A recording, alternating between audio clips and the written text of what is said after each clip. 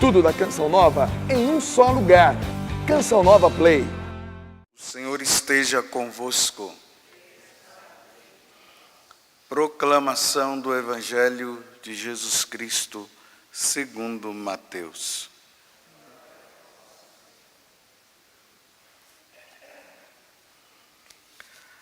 Naquele tempo, os discípulos aproximaram-se de Jesus e perguntaram: quem é o maior no reino dos céus? Jesus chamou uma criança, colocou-a no meio deles e disse: em verdade vos digo, se não vos converterdes e não vos tornardes como crianças, não entrareis no reino dos céus. Quem se faz pequeno como esta criança, esse é o maior no reino dos céus. E quem recebe em meu nome uma criança como esta, é a mim que recebe. Não desprezeis nenhum desses pequeninos, pois eu vos digo que os seus anjos nos céus veem sem cessar a face do meu Pai que está nos céus. Que vos parece? Se um homem tem 100 ovelhas e uma delas se perde, não deixa ele as 99 nas montanhas para procurar aquela que se perdeu? Em verdade vos digo, se ele a encontrar, ficará mais feliz com ela do que com as 99 que não se perderam. Do mesmo modo, o Pai que está nos céus não deseja que se perca nenhum desses pequeninos. Palavra da salvação.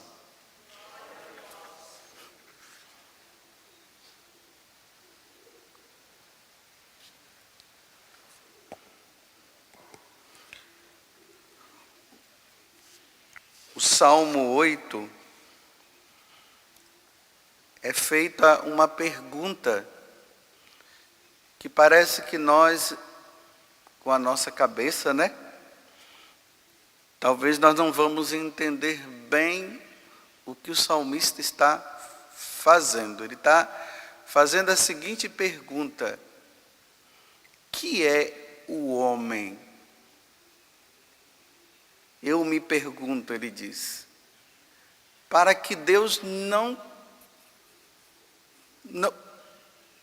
que é o homem para que Deus não venha a parar de pensar nele. E quem são os filhos de Adão? Porque nós somos descendentes de Adão. Para que ele se ocupe tanto. Então, Deus pensa, Deus ocupa-se com o homem. E ocupando-se com o homem, Deus se preocupa com o homem. Então, vamos dar uma olhada, tantas coisas que Deus criou. Se nós olharmos ao nosso redor, nós vamos ver que tem até coisas até que são até mais bonitas do que o ser humano.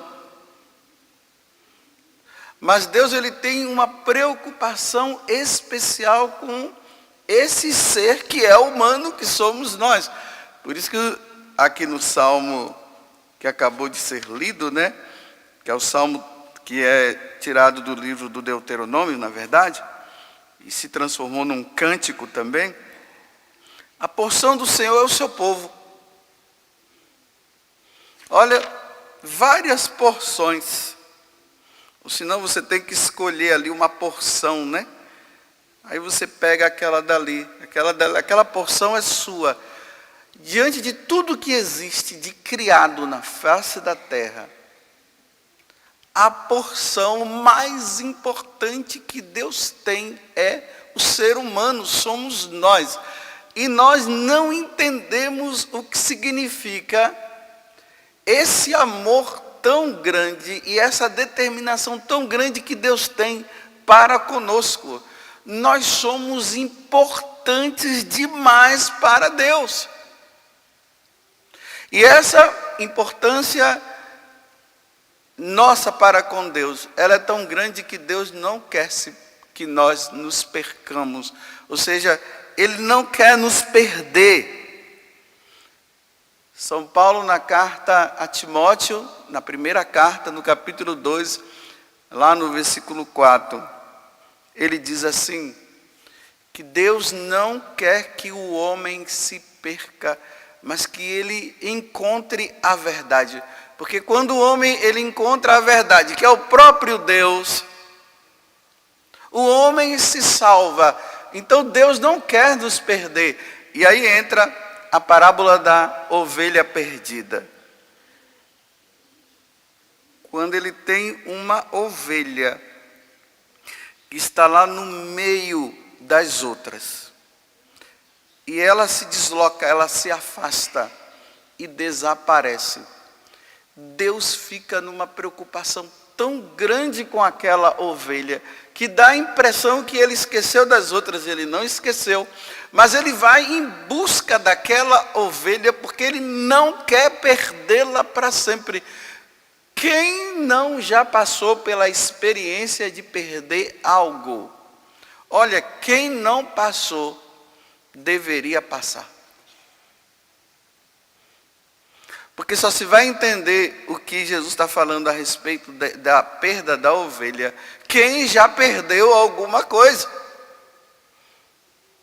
E não é fácil quando se perde uma coisa. E é uma coisa que é importantíssima para a pessoa. Imagine, você perde algo e você fica doido, você fica procurando, porque você quer aquilo, você quer que aquilo volte para suas mãos novamente. E imagina quando você percebe que nunca mais você poderá ter aquilo de volta. É como uma mãe. A mãe tem o seu filho, o seu único filho, o filho querido, precioso. E de repente a mãe recebe a notícia, seu filho morreu. Então, quando diz assim, morreu, dentro do interior daquela mãe, gera-se algo tão grande, que ela vai dizer assim, meu filho, esse meu filho significa, eu não vou ter mais o meu filho. Nunca mais eu vou tê-lo de volta, o meu filho. Tem pessoas aí que vivem com uma depressão, de anos e mais anos por ter perdido o filho, ou por ter perdido o pai, ou por ter perdido a mãe. E não tem quem faça com que essa pessoa volte à alegria de novo de ter de volta. Ou melhor, a alegria de se conformar por ter perdido, porque é uma tristeza muito grande. É uma situação de desolação interior muito grande, nunca mais eu vou ter. Agora, Deus, falando o contrário, Deus é o que existe de mais precioso para o ser humano. Não existe nada acima de Deus e nada abaixo de Deus que seja de mais precioso e que tenha um valor muito grande para o ser humano. É que nós não descobrimos. Quem descobriu entende o que eu estou dizendo. Então a pessoa fica com medo de perder, ela não quer perder Deus. Nós só vamos entender isso quando nós estivermos no céu. Ao chegarmos no céu, nós vamos entender o valor de Deus e que nós não podemos perdê-lo. A mesma coisa, quem for para o inferno, e eu espero que não seja nem você e nem eu, lá no inferno nós vamos entender o que é perder Deus. No inferno se entende. E ali vai ter o remorso e o arrependimento. Eu tinha tudo para tê-lo e joguei fora. Eu tive todo o tempo necessário. Deus me deu alguns anos para que eu não pudesse perdê-lo ou rejeitá-lo. E eu o rejeitei e eu o perdi. E nunca mais eu vou poder tê-lo de volta. Aqui é nós em relação a Deus. E agora Deus em relação a nós. Nunca mais eu terei esse filho de volta. É o único. São milhares, mas cada um é único diante de Deus. E a dor de Deus é quando Ele perde um filho. Ainda há tempo de nós o encontrá-lo. E ainda há tempo dele nos encontrar.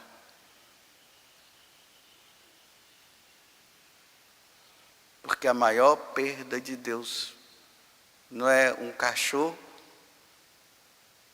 não é um outro animal qualquer. O sofrimento maior de Deus é a perda de um filho, de uma pessoa.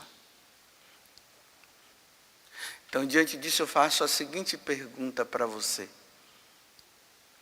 Você está perdido?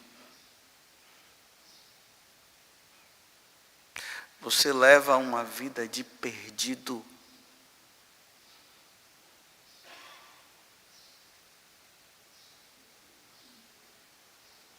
E como é que está Deus? Percebendo que você está levando uma vida de perdido. Deus, Ele está fazendo de tudo para que você volte. Porque Ele quer fazer uma grande festa quando você voltar. Deus não pode viver como uma pessoa no velório. Hoje não dá nem muito para fazer essa comparação, né? Porque até no velório hoje se virou lugar de festa, né? O pessoal, um converseiro, uma comelança. Antigamente no velório as pessoas iam e você entrava num clima assim realmente de pesar por ter perdido, né? Quem vive isso mais é quem perdeu o seu ente querido. Mas aqueles que estão lá, que vão com os amigos, que é amigo do que foi perdido lá, do que morreu, você pode ver um converseiro, uma conversa, gente fumando, e vai lá, e tem a comidinha lá, e o pessoal, parece mais uma festa, né? Mas aquele que perdeu, dê uma olhada. Quando você for no velório, olhe para a pessoa que perdeu. Aquela mãe que perdeu o filho, ou o filho que perdeu a mãe. Veja como é que eles se encontram. Numa desolação muito grande. Uma dor na alma muito grande. Perdi. Isso não pode acontecer com você. No dia que você partir desta vida e ir ao encontro de Deus, e Deus perder você. Claro que lá no céu nós não podemos ver as coisas como um espaço, como nós temos um espaço aqui, né? Por exemplo, eu estou ocupando esse espaço aqui. Não tem como uma outra pessoa ocupar esse espaço que eu estou. Ou ela me empurra para ela ocupar, ou ela não ocupa. Claro, lá no céu nós não podemos fazer essa comparação, que existe assim um espaço, não dá para entender, só quando nós estivermos lá. Mas imagina, vamos supor que tenha esse espaço que é único. Esse espaço único é seu. Ninguém vai ocupar este lugar. Na casa do Pai tem muitas moradas de Jesus. Ninguém vai ocupar esse lugar. Ou você ocupa esse lugar, ou ninguém vai ocupar este lugar. Então vamos dizer assim, aquele lugar que foi criado para você ocupar, Deus olha e ficará desocupado para sempre, se você se perder neste mundo e der as costas para Deus. Deus vai olhar os seus filhos e naquele espaço vai estar o seu que não foi ocupado. E vai ser lamentável, né? Aquele lugar que deveria ficar vazio no inferno poderá ser ocupado. Haverá uma inversão. No inferno existe um lugar que poderá ser seu se você quiser. Basta você abandonar Deus. E esse lugar não pode ser ocupado. Mas existe um lugar no céu que será ocupado por você. E só será ocupado se você levar uma vida com Deus. Qual dos dois espaços você vai ocupar e eu também? É só ver a vida que você leva. Você leva uma vida de perdido ou uma vida de encontrado? Então, mas padre José Augusto, como é que eu posso entender se a minha vida é de perdido ou é de encontrado? Veja se os mandamentos estão dentro do seu coração. E você está vivendo os mandamentos. Veja se você está procurando os sacramentos para a sua própria santificação. E está ali firme na busca. Se você não estiver, você é um perdido. E Deus está te procurando e você está fugindo dele. Permita que Deus te encontre. Larga esta vida. E pare de brincar com Deus. Na carta aos Gálatas, no capítulo 6, ele diz assim: com Deus não se brinca. Não brinque de esconde-esconde com Deus. Você sabe como é que a gente brinca de esconde-esconde com Deus? É quando nós não servimos a Ele, não vivemos os mandamentos, não vivemos os ensinamentos dEle e não amamos a Ele como Ele deve ser amado. A gente fica fugindo dEle, Ele fica correndo, tentando nos encontrar e nós ficamos escondidos dEle. Até que quando? E depois, meus irmãos, aqui eu termino a homilia dizendo: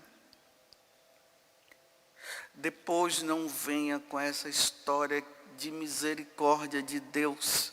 Se a misericórdia de Deus é justamente para isso, para você deixar se encontrar por Ele. E você fica brincando com a misericórdia de Deus e dizendo assim: Deus é misericordioso.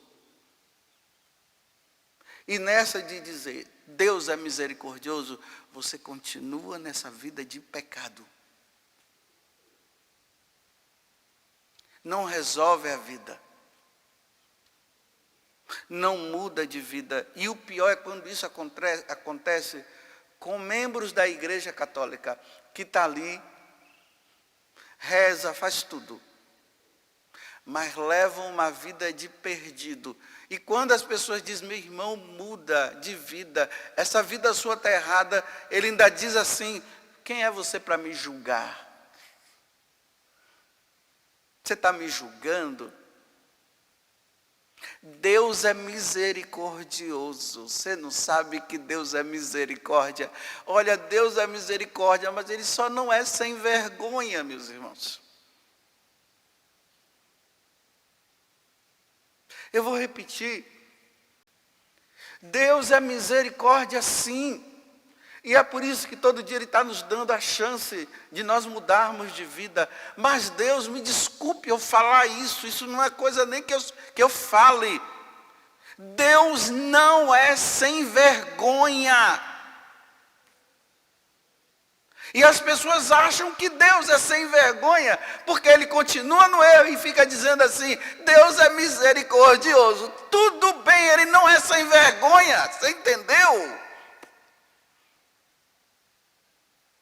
Larga essa vida de pecado. Para de ofender a Deus, que sim é misericordioso, é amor e é bondoso. Mas como é que você quer entrar no céu, como aqui está dizendo na leitura, né? Se você não se converter, não entrará no reino dos céus. Como é que você quer entrar no reino dos céus nessa vida de pecado, nessa vida de droga, nessa vida de bebedeira, nessa vida de sexo desregrado, sexo fora do casamento? Como é que você quer entrar no céu dessa forma? Mas Padre José Augusto, Deus é misericordioso, eu entendo. Você não precisa falar isso para mim, que eu entendo. Agora, o que eu não entendo é essa sem vergonhice sua. É isso que eu não entendo.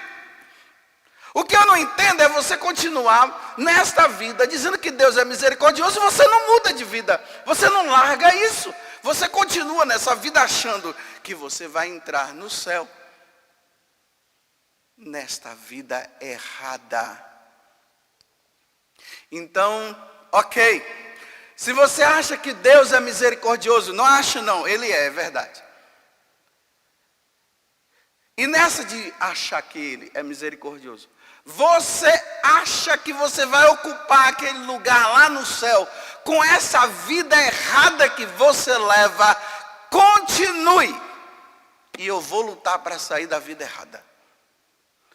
E quando eu chegar lá, e você também, aí nós vamos ver qual é o lugar que você vai ocupar. E eu que estou lutando, eu vou ver o lugar que eu vou ocupar. Se você ocupar o do inferno, você vai dizer: eu achava que Deus era sem vergonha e não era.